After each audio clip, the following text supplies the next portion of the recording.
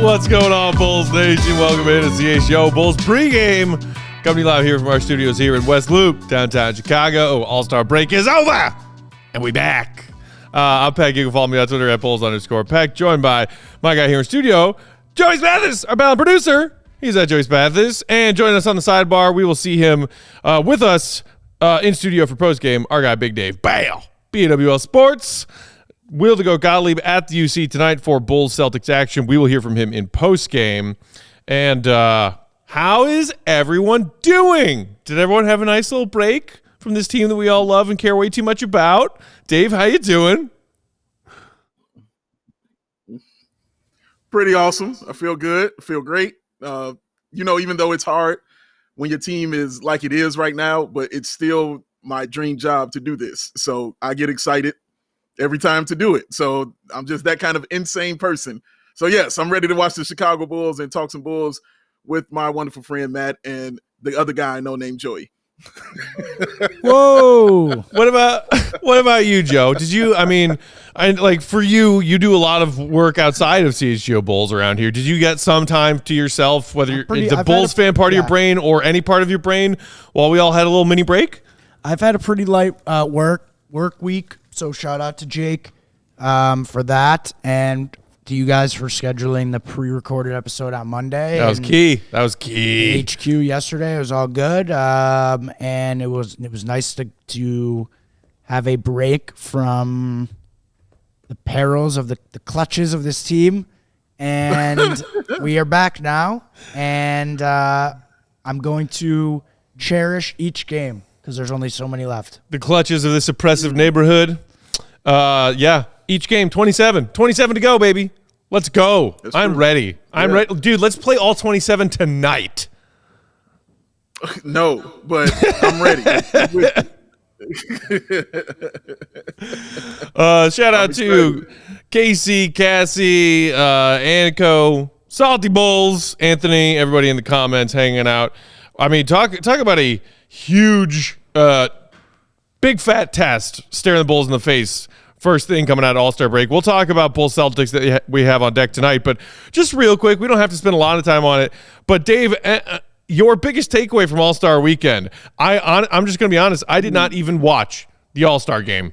I caught some of All-Star Saturday night. I was upstate in New York visiting some old college buddies. Shout out to them. Flex. But Sunday night, I was like, I am in a tiny log cabin in snowy upstate New York. I don't give a crap. Maybe I'll watch it because I set my DVR at home to tape it. And then I logged on to Twitter the next morning very briefly just to see what people were talking about. And everyone was like, this All-Star game sucked. So what do you think? I guess I was going down that line of this sucks, this stinks. But then I remembered I could turn this off at any point in time and not watch it. And I'm not going to do that. I'm going to watch it every single year because I'm that kind of junkie. So whether it stinks or whether I feel whatever I feel about it, I'm going to watch it. I'm going to tune in. And then the other thing that was pointed out to me by a good friend of mine, Matt, is the All-Star game is not for adults. It is not for the adults. It is for the kids. It is for the youth. Because I can't tell you how many videos I've seen of kids just going crazy watching Matt McClung dunk or going crazy just watching Steph Curry out there just having a good time. Like, it's not for me anymore. And I understand that because even if I think back to my fondest All-Star weekends, it was when I was a kid. Like, everything was when I was a kid. So that's when it meant the most to me. So it's not for the adults. And the adults are the main ones complaining about it. So I get it. The competitiveness, all that, I completely get it. But it's not for us, and I'm going to tune in anyway, regardless of how I feel. So I watched it. It was fine. The 3-point contest, all that. I got 2 out of 3 things right. So I was fine. It was fine, man. I agree with half of the point you just made, which is that All-Star Weekend is more so for the kids, the younger fans who love to see all the spectacle of it. Like the starry, like soda, whatever branded court that was all like freaking, it was like an LED screen, but a court for the 3-point contest and all. I was like, what are we doing here? But I was obsessed with All-Star Weekend, NBA All-Star Weekend when I was a young NBA fan, a young Bulls fan. And those players cared about that game, and it was competitive as hell. As a young NBA fan, I was obsessed with like watching Shaq and David Robinson go at each other. Charles Barkley, MJ, Magic Johnson, whoever it was, treated that All-Star game like it mattered. And now the general counterpoint that I've seen being back on Twitter for the last few days, seeing people react to it is, well, there's so much more money at stake now with these NBA salaries, these NBA contracts, especially for these max players, the ones who are playing All-Star Weekend. And why risk it? Why go aggressively in a game that means, competitively speaking, nothing for your team for the season and risk hurting yourself, jeopardizing all that money? It's a fair line of logic, I think, to defend why they aren't competitive about it, but the All-Stars who played were still the ones making the most money on the 90s version or whatever, generation of NBA basketball you grew up on. It was a different era, inflation and giant, TV contracts. Obviously, there are different figures that we're talking about now, but they still played like they cared. So why don't these people? That might be an old guy shakes fist at cloud take.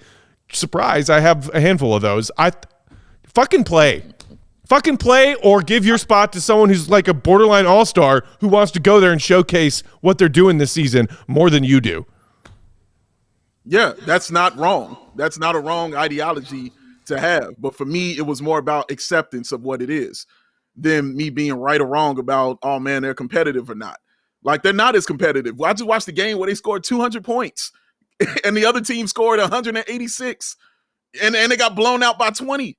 You know what I mean? Like, it's not competitive. They're not going at it. They continue to tell you this. How many times did Jimmy Butler have to tell you, I hate the All-Star game. I don't want to go.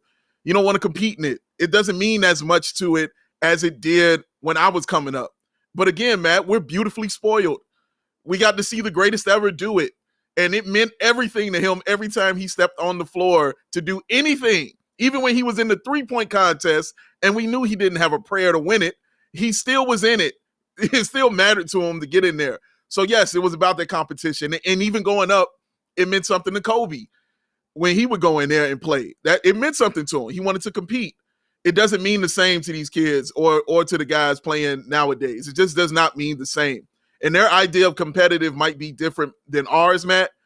But I know our idea of it is, okay, I don't want to see somebody give up 200 points, you know what I'm saying, in a game like that.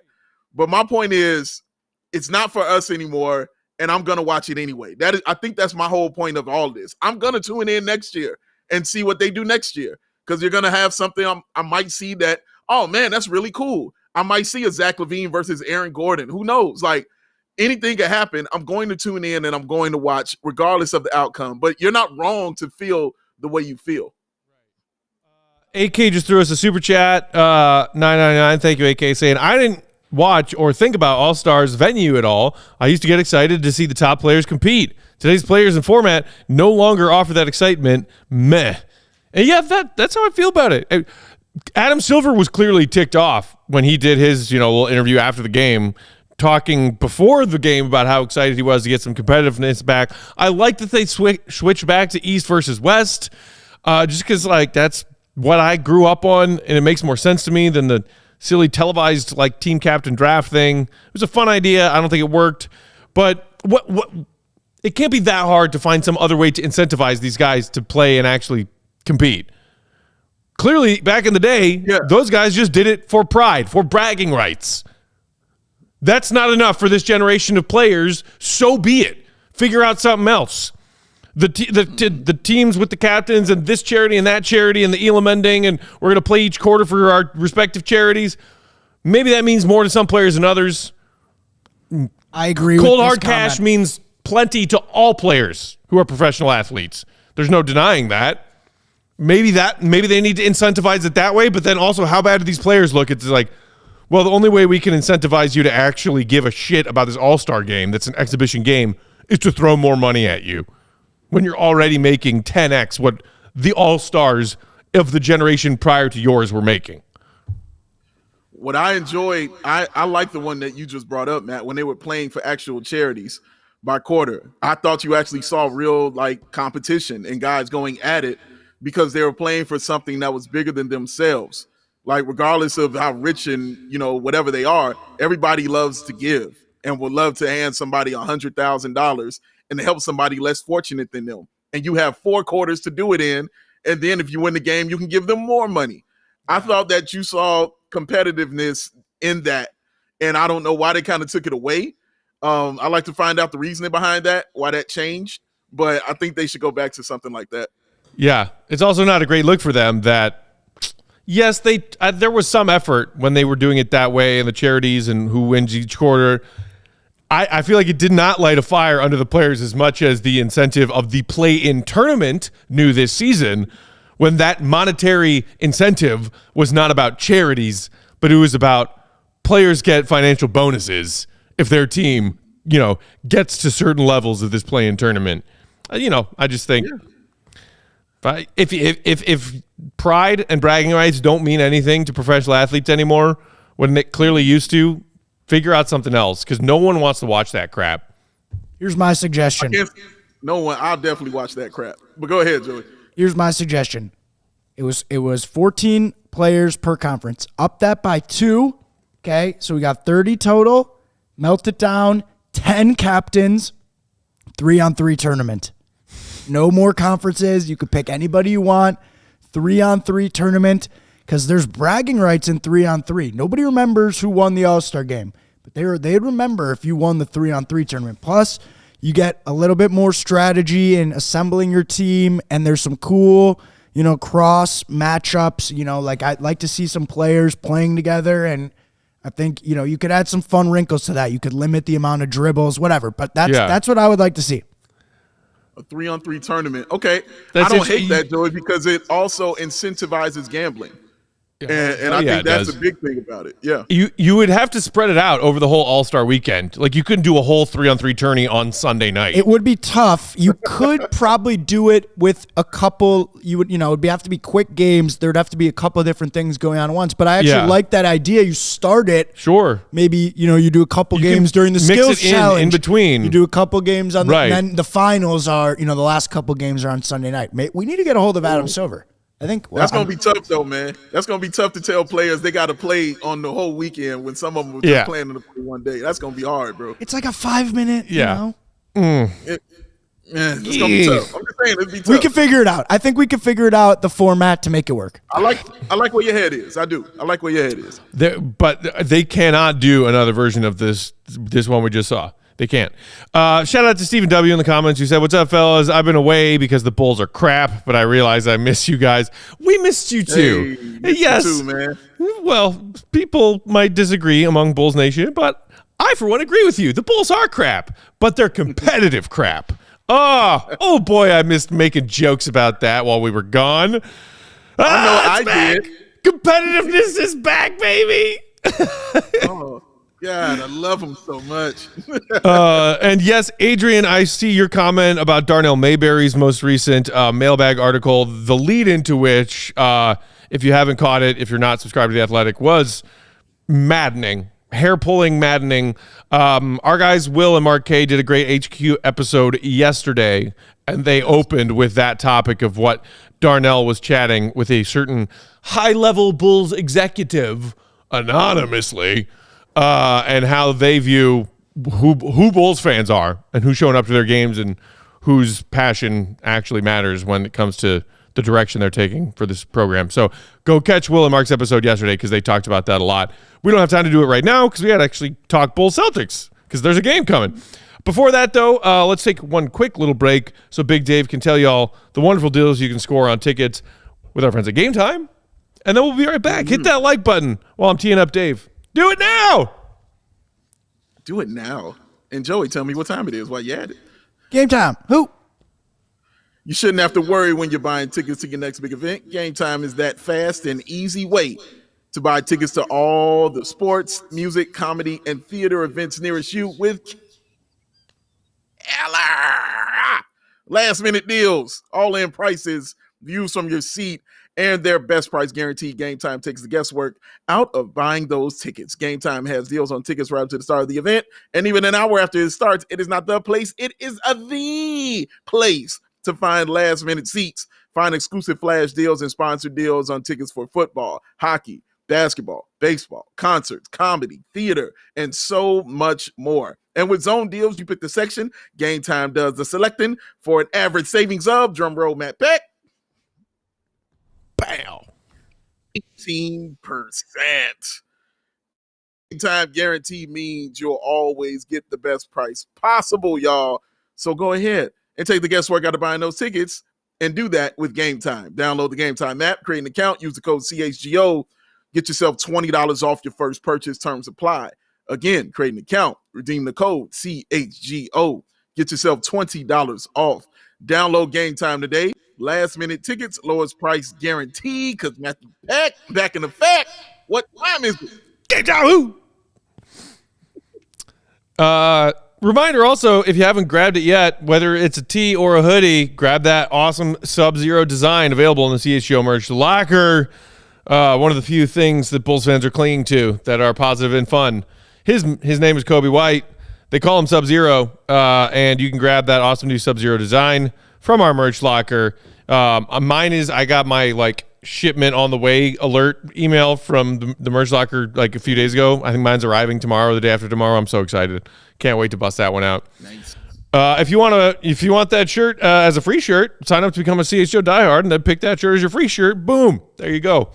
Shout out to AK who threw us one more super chat. And then we can move on from All-Star. But incentivized by capping the scoring to 130 points, first to 130 wins. Each winning team's player gets 200K. MVP of the All-Star game gets 500K. Yeah, so that's basically just incentivizing it financially for the players, which is what they did with the play-in tournament to get them to care about that. Maybe that's the only solution to get them to care about the All-Star game. Okay, shifting focus. I just Bulls. thought of something else, but I'll bring it up later. I just thought of something else. Go ahead. Oh, there's always time, baby. Bulls Celtics tonight. We can't have anything nice. I took my brain off of Bulls basketball for 3, maybe 4 days, and it was beautiful. I needed it, and I came back to so much shit about the Bulls. All of it was bad. MJ's, dissing them because he's going to show up to Chelios' thing, but he didn't bother to go to the Ring of Honor ceremony. Horace and Scotty and Luke Longley are going on their trash talking tour talking about how full of shit MJ is for The Last Dance. Jerry Reinsdorf is whining about not being rich enough to afford a new White Sox ballpark. Oh, and then there's the actual current season Bulls, where we got a bad update on Patrick Williams and a bad update on Torrey Craig. First, with Patrick Williams, who they said maybe he'll come back on the other side of All-Star break when he had his weird bone in his foot thing, left foot bone edema. Here's what Donovan said at the team practice earlier this week when they came back from All-Star break. Quote about Patrick: they're going to be very, very careful in terms of how much they continue to push through, how much they'll pull back on him. He's responded really well and done well. But on some of the things he has done, he has felt it mildly, it being the pain, the discomfort. And they'll be cautious. That's Billy giving an update on Patrick Williams dealing with that foot injury that had him in a walking boot for a while as he exited for the Bulls' handful of games leading up to All-Star break. Dave, your thoughts on this update? I always tend to look pessimistically about Bulls updates and injury updates. Do you feel good about this? And hey, we might still see him, or are you dreading the kind of things we're hearing about P. Will's update? Oh, I'm dreading. I'm definitely dreading. Simply because of what I've had to deal with, or what we have had to deal with in the past. It sounds like the same kind of verbiage, and that's what annoys me, and that's what upsets me and makes me worried, because it sounds like the same exact stuff. And anytime they were talking like this, then I never saw that player again for the rest of the year.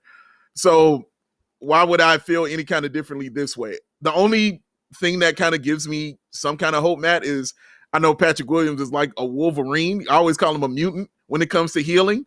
So he always heals pretty nicely and pretty quickly. But just hearing this stuff, he's running, he's doing stuff, but it's still some pain there for him. Damn, I've heard that before. Oh man, I don't know how long he'll be out. So I'm just honestly waiting for, no pun intended, the other shoe to drop where, they let me know that he's going to need surgery or he might be out for the year or something like that. I hope that's not the case. I hope Patrick is back and we can continue on, but I don't feel good about it at all. No.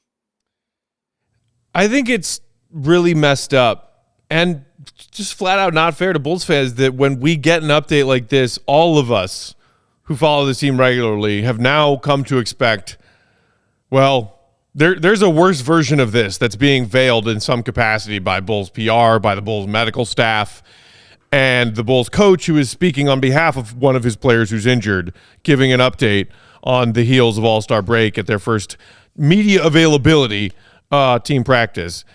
It sucks that Bulls fans always hear an injury update on a player and are like, this is probably worse than what we're hearing. It should not be that. It should not be that 100% of the time, and it's frustrating. If that weren't enough, then the Bulls dropped this bombshell on us from their official PR statement on their various media platforms and press release to the media. Torrey Craig, right knee sprain, sustained a right knee sprain while working out this past weekend. He will be reevaluated in 2 to 4 weeks. Torrey Craig hurt during All-Star break when you're supposed to be getting rested and healthy. You know what? Pre-game hat throw. God, I'm so sick of this team. I wish that counted because he meant that hat throw. He meant that one, and that is deserving. Man, when I saw that one, Matt, that was just, I laughed and cackled like I was the Joker, like I was a super villain in my origin story. You know what I'm saying? Like, that's how I felt, man. It was absolute, like, come on. Working out, and I sprained my knee, and then the 2 to 4 weeks. So after waiting all that time for you to get back, knowing how important this player is because Pat is not going to be there, knowing what he's done, even when he got back, he helped us win a few games and kept us in a few games. Just being out there, playing the defense, hitting key three-pointers, doing that stuff.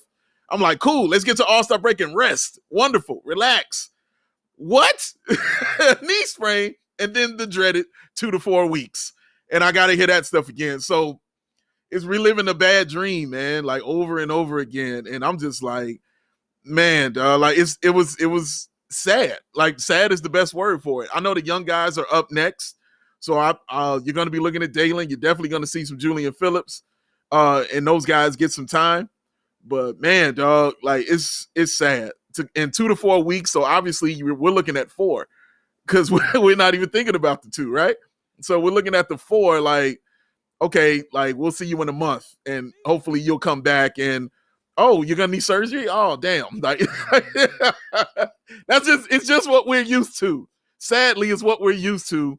I don't want it to be this way. Of course I want it to be better. Of course I want him to come back in 2 weeks, and he came back early from his previous injury, so hopefully he can do it again with this one.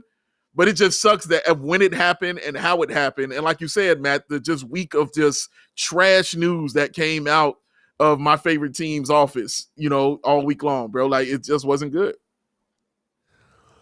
I mean, it's almost comical. It really is almost comical. Mentioned the pre-existing absence of Pat, and then now Torrey, who just didn't get back that long ago.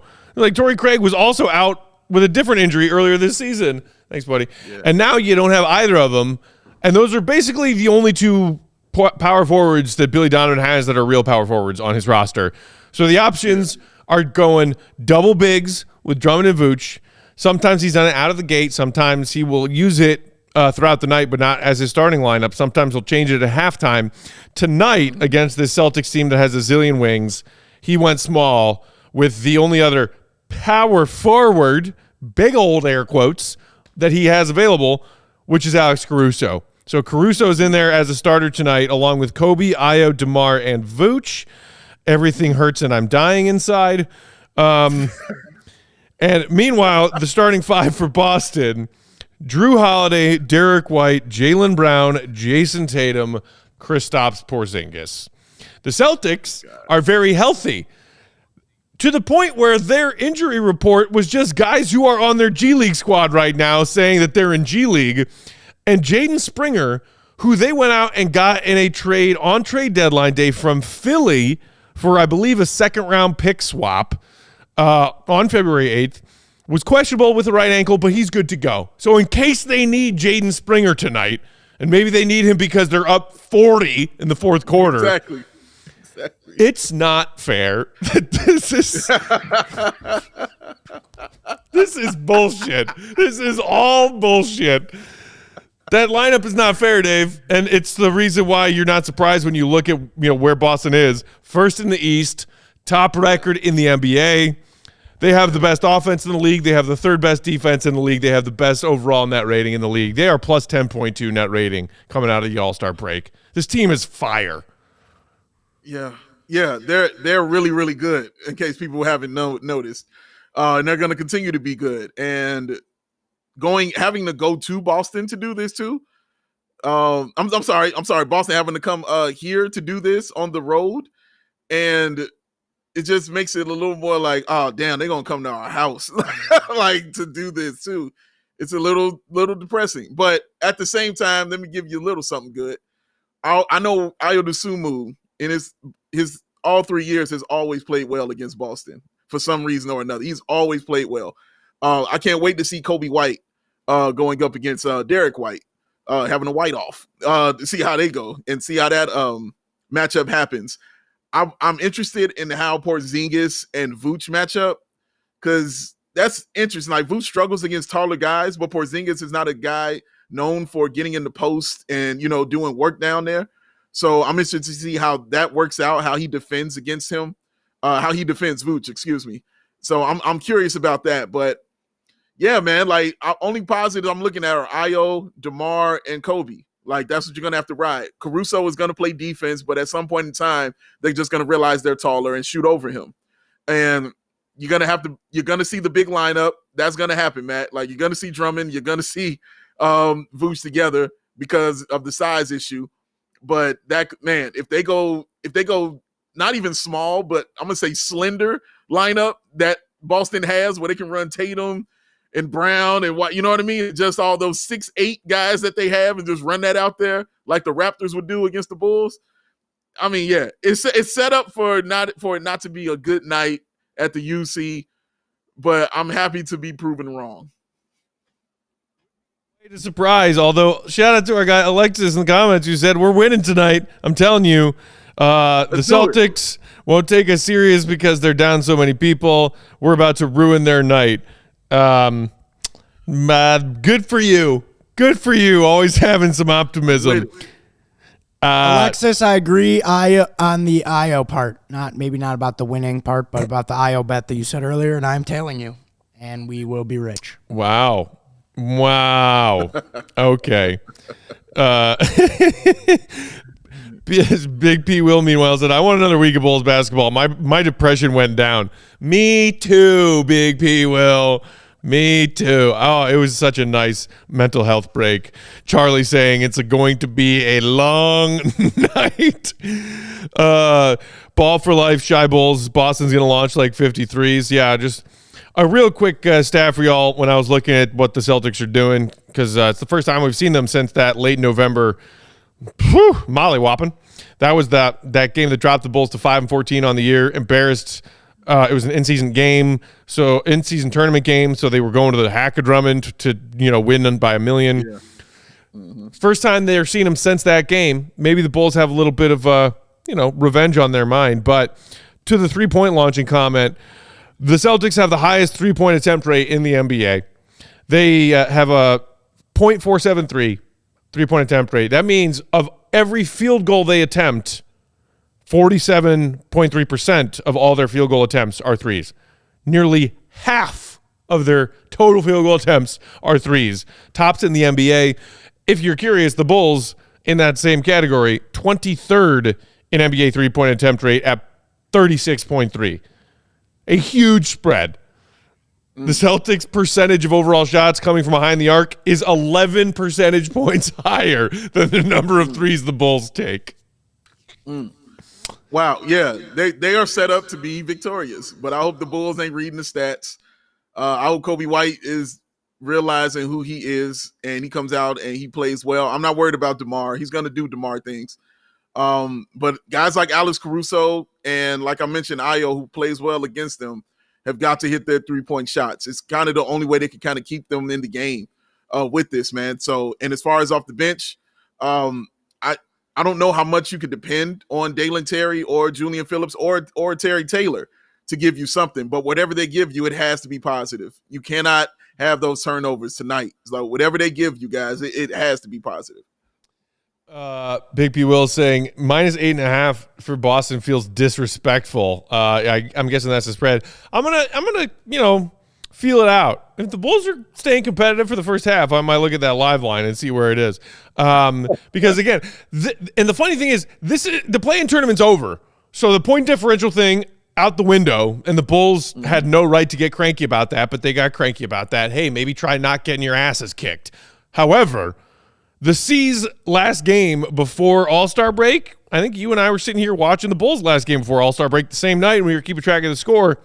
They beat the Brooklyn Nets 136-86.